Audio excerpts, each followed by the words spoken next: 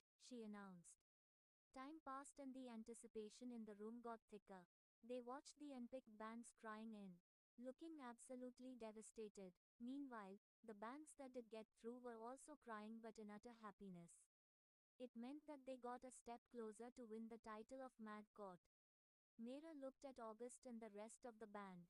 August sat at the edge of the seat holding Elisa's hand while she tried to pry it out of his grasp. He must have been holding it tight because Elisa glared at him with great fury in her eyes.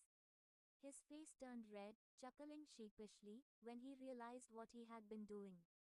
Leon pretended to be checking his phone but Meera could see his eyes were trained on the TV, watching it carefully through his periphery. Narita bit her nails in nervousness and her legs shook impatiently. Meera saw Brett looking serious for the first time in her life. He stared at the TV with his fingers entwined in front of his chest, silently praying. Sienna picked out another chit from the bowl and announced the name written on it. I am not surprised by this group making it into the next stage. It's reigning champions and the Devils of Rock, Jade Maniacs. Meera noticed August's sigh in relief. A small smile playing at the edges of his lips. She wondered if August's worship towards Jade Maniacs was just purely love for the band and its music or something more.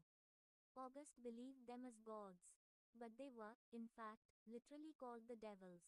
Sienna picked up the bowl and shook it gently. 2 pieces of paper tumbled around the glass bowl. 2 more names. Who are these lucky bands? Everyone's breath was hitched as Sienna declared the band's name that got through. It's Das Verschwinden from Germany. Meera could almost feel the heartbeats of the band members pulsate. 1 more name to go.